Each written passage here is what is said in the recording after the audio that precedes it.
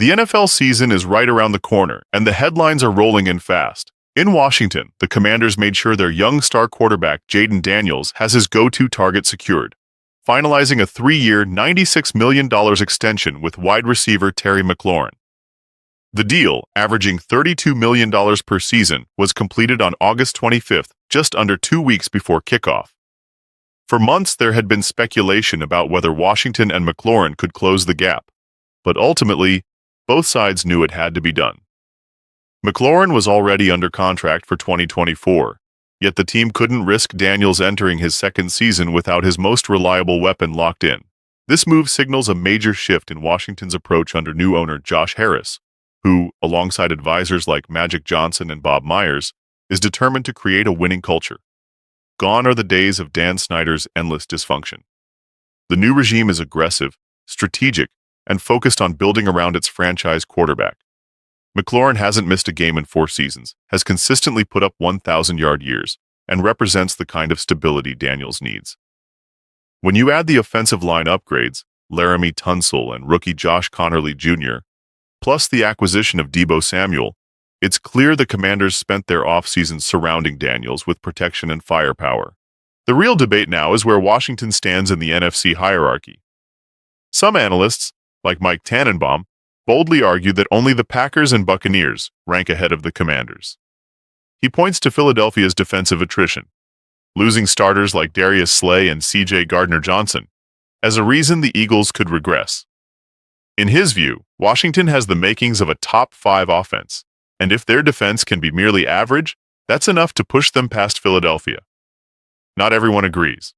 Adam Schefter places Washington in the conversation with contenders like Detroit and Philadelphia, but stops short of putting them ahead.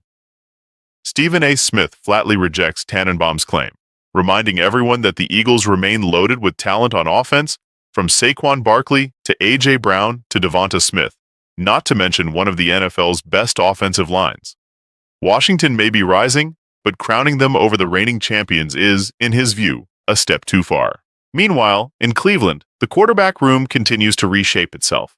The Browns traded Kenny Pickett to the Raiders for a 2026 fifth-round pick and released Tyler Huntley, leaving Joe Flacco, Dylan Gabriel, and rookie Shedeur Sanders as the 3 remaining quarterbacks. The move clarifies Sanders' standing. He's the third stringer for now, exactly where the team projected him to be entering the season. Still, the decision to move on from Pickett is a positive sign for Sanders, as it shows the Browns want him on the roster and see potential worth developing. Flacco will start Week 1 against Cincinnati, with Gabriel expected to back him up.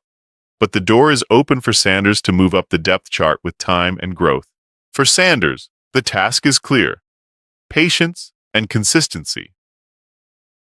He impressed against Carolina in preseason action, earning an A- grade from some evaluators, but struggled badly against the Rams. That inconsistency is normal for a rookie, yet it emphasizes the need to treat every practice as game day. Outperforming Gabriel in the film room and on the practice field could eventually earn him the number 2 role. Physically, Sanders has the build and tools to thrive in the NFL, while Gabriel faces questions about size and long-term durability. Given Cleveland's 2 first-round picks in 2026, the team needs to know by season's end whether Sanders can be part of their future. The larger picture is that Cleveland has been plagued by quarterback instability for decades. Flacco will be the 20th different starter since 1999. Sanders doesn't need to rush, but if he continues to develop, remain focused, and take advantage of opportunities when they come, he has a chance to finally be the player who breaks that cycle. For now, the Browns' decision to streamline their quarterback room is a vote of confidence in his future.